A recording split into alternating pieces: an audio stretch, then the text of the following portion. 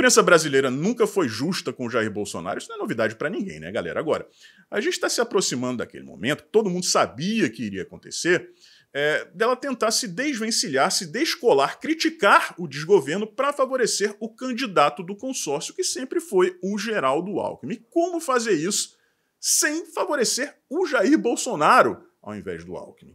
É difícil, é um malabarismo diário. E só no último final de semana, a gente teve aí uma série de matérias que eu vou dizer um negócio para vocês. É uma aberração. E a gente precisa saber interpretar, entender os sinais que a imprensa está passando. Esse é o nosso tema principal de hoje, tá? Mas antes, alguns subtemas aqui. O primeiro... Veja aí no canto da tela. Sempre aquele papinho da esquerda, né? Não, esqueçam as armas, vamos focar nos livros, né? Esse governo aqui, ele privilegia os livros, né? O conhecimento, o estudo em detrimento da violência das armas. É um momento meio sui generis, né?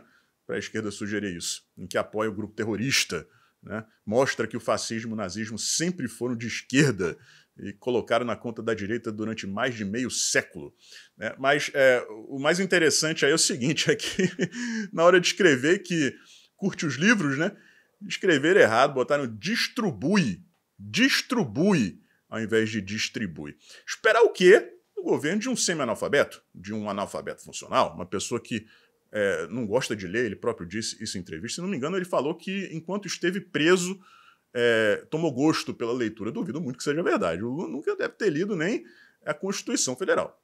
Então, nada que surpreenda, né? Mas não deixa de ser muito interessante que os caras não conseguem nem passar ali um corretor ortográfico antes de fazer uma arte para mentir, né? Que coisa. Segundo subtema aí, pessoal, vejam aí. Tá rolando um atrito dentro do PL. Né? Não dá para negar. Agora, alguém tem a ilusão de que o PL é um partido de direita? Isso não é uma crítica ao Jair Bolsonaro. O presidente tentou criar o partido, a Aliança pelo Brasil, que por uma série de motivos, sabotagens dentro do TSE e também alguns erros ali na tentativa de criação da legenda, né, que não vem ao caso aqui, que não foram culpa do Jair Bolsonaro, mas não deu certo, não saiu do papel. Então ele precisava de uma legenda para poder se candidatar e escolheu o PL, que nunca foi um partido de direita. O Bolsonaro nunca esteve em um partido de direita. O Brasil não tem um partido de direita. Mas o Valdemar Costa, de olho na grana, né, que ele iria faturar aí, tendo o Jair Bolsonaro em seu partido, ele topou essa cruzada aí. Vamos nessa, né? Vamos que vamos. Só que eu acho que ele está meio descolado da realidade, né? Ele acha que passou a ser um nome importante dentro da direita, uma ideologia da qual ele não pratica os nossos preceitos. Nunca praticou. Então, a lógica seria o quê? Se ele quer manter o Jair Bolsonaro no partido, deixa que o Bolsonaro resolve as questões políticas, né? E fica ali no banco de trás, né? Nem no passageiro. Né? Mas não. Né? Ele quer assumir um protagonismo que a ele não pertence. É um pseudo-protagonismo artificial que ele adquiriu ao abrigar o Jair Bolsonaro em sua legenda. É surreal isso. Então, a gente torce para que agora essa questão, né, de ter um partido conservador consiga sair do papel. Se não dá para criar do zero, porque, né, vão sabotar de novo, com toda certeza, por mais que façam tudo direitinho, tem um monte de legenda nanica por aí dando mole. Vai lá, compra uma legenda dessa. Adquire a legenda, adquire o controle dessa legenda. E aí, aos poucos, vai migrando os parlamentares, vai migrando todo mundo. Faz um controle forte, pesado, para não permitir que oportunistas, né, se aproveitem do capital político do Jair Bolsonaro. Isso é muito importante e vem acontecendo no PL constantemente. Né, e aí, finalmente, a gente vai ter um partido de direita. Até lá, é isso. Ficar dependendo do Valdemar não dá. Tá? E eu falo isso aqui, pessoal, com a tranquilidade de quem não pretende mais se candidatar a nada. Porque se eu fosse me candidatar, teria que ser pelo PL. Né? Pelo PTB, depois das sacanagens que fizeram comigo, não tinha como mais. Então, vocês veem que eu realmente não tenho nenhuma pretensão política. Não nesse cenário atual, dependendo de pessoas como Altineu Cortez, como Valdemar Costa, não dá. Tá? Realmente não dá. Que as pessoas caiam na real, né? O PL é um partido de centrão, E só tem esse protagonismo aí por conta da presença do Jair Bolsonaro. Se o Bolsonaro sair do partido, acabou, não tem mais. Tá? E para encerrar esse assunto aqui, o meu candidato à Prefeitura de São Paulo é o Ricardo Salles. Estão querendo jogar o Fábio Van Garten como vice do Ricardo Nunes. Ideia do Valdemar, sendo que o Bolsonaro outro dia estava dizendo que achava uma boa ideia ter o Ricardo Salles como candidato, um candidato realmente de direita. Aí o Salles talvez tenha que sair do PL e se candidatar por outra legenda. Isso é uma bizarrice. Né? Ouçam Jair Bolsonaro, o líder é ele, não o Valdemar Costa. Tá, galera?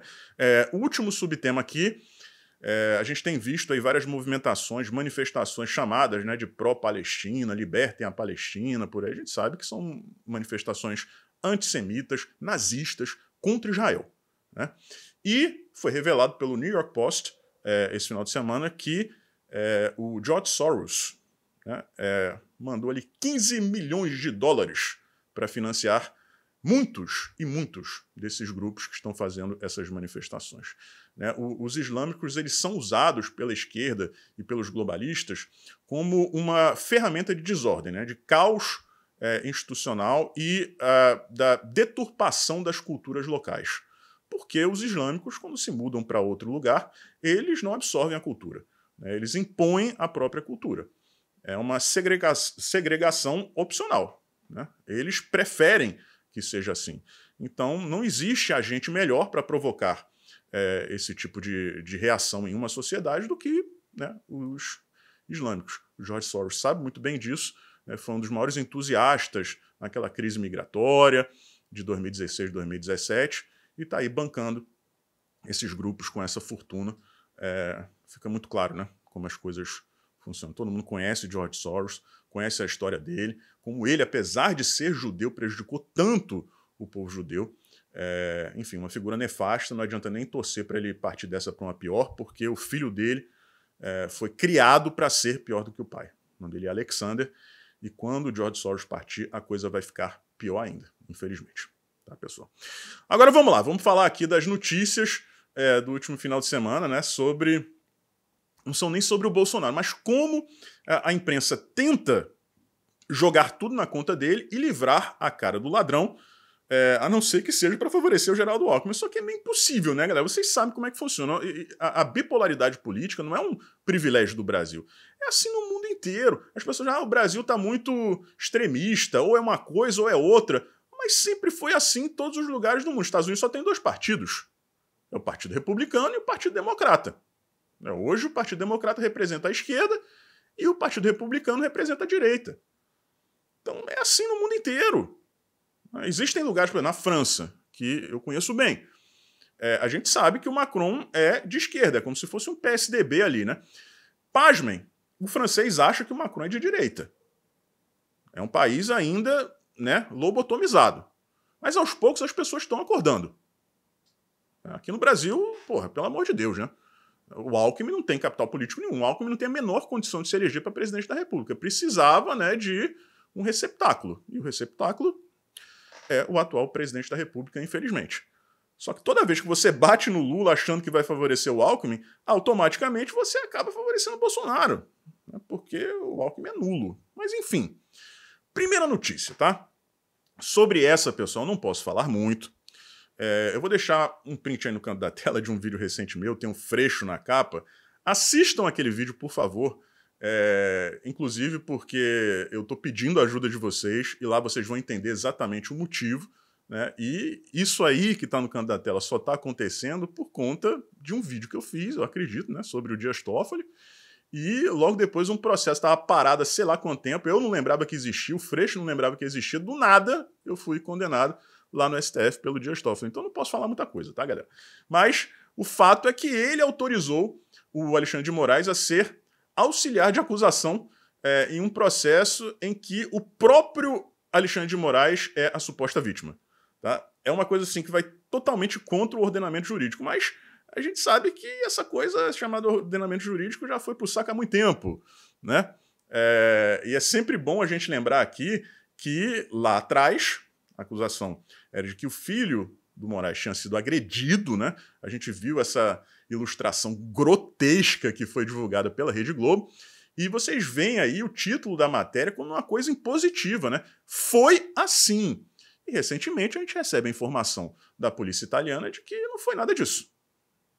Foi o suposto agressor encostou levemente no óculos do filho do Alexandre de Moraes, né? O cara deve ter uma força sobre-humana para o óculos voar desse jeito, sendo tocado levemente. Mas, né, é isso. Para proteger esse sistema todo, né, que fez o que fez com o Bolsonaro, é assim que a imprensa funciona. Não existe a crítica, né? A Globo fez esse papelão aí, jamais em momento algum vocês vão ver ele pedindo desculpa. Ela pedindo desculpa, né? A instituição. Vejam essa outra notícia aí, galera. Chega a ser assustador isso aí, porque é o seguinte. A Itália aprovou tá aprovando, né, uma lei, não é para proteger a sociedade, não é para proteger a Itália. É o justo, né? Se você está pedindo cidadania italiana, não basta só a questão de você, o jus sanguinis, né? Você ser descendente de italiano.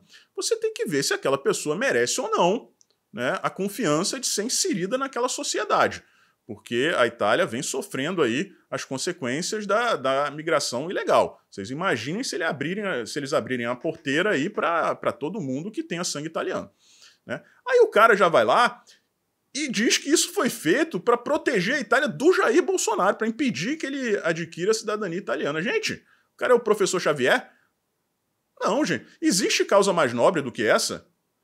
Vamos aqui instituir uma lei que não permita que pessoas responsáveis por atos, ações antidemocráticas se tornem cidadãos italianos. Beleza, quem vai discordar disso? Ninguém.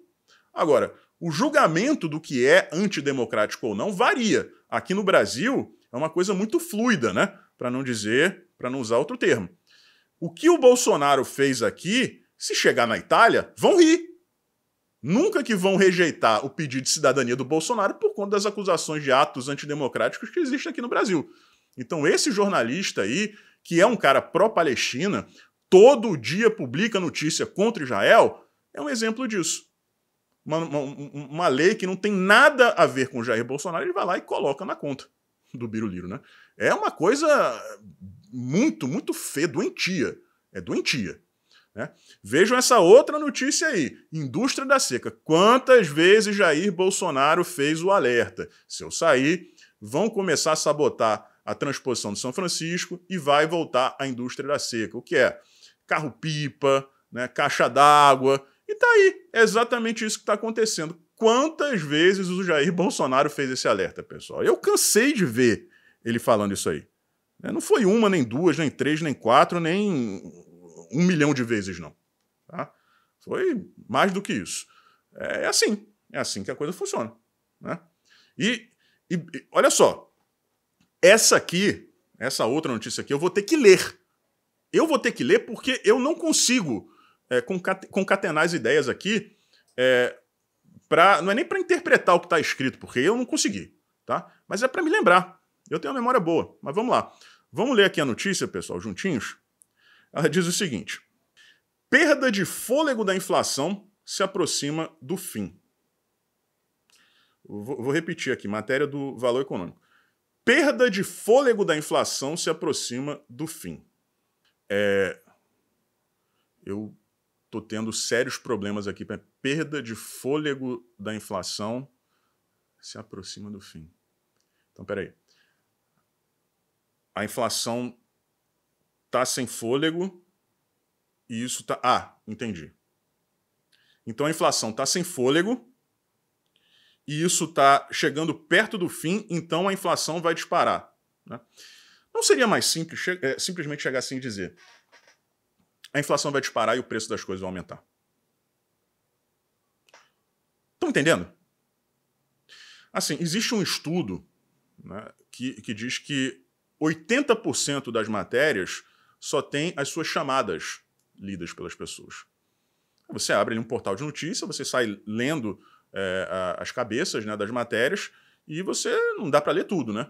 Então, em 80% das oportunidades, a pessoa, né, só lê o título da matéria. Isso aí, que eu li para vocês, não dá para entender. Não tem como você entender isso aí. É proposital. É proposital. Talvez vai ter um monte de gente que vai ler isso e vai pensar, pô, isso é coisa boa. A inflação está perdendo fôlego. É isso que as pessoas... Muita gente vai entender isso. Só lendo a chamada. É uma coisa doentia, galera. É uma coisa doentia. Mas é isso. Vai chegar o momento em que a imprensa vai perceber que não adianta tentar criticar o desgoverno para ajudar o Alckmin, porque o Alckmin inexiste politicamente. Duvido que ele vá assumir a presidência de maneira alguma. Eu tenho quase certeza que isso vai acontecer se bobear até o final do ano. É isso mesmo, nos próximos 2 meses. Agora, não depende disso aí. Mas de jeito nenhum. Não ache, a imprensa não ache que fazendo isso tem como impedir que Bolsonaro ganhe politicamente, tenha ganho político através disso. Porque existe uma bipolaridade. O Alckmin é um erro na Matrix, que vai ter que ser engolido pelos petistas. Então é isso, galera. Um forte abraço, a gente se vê por aí.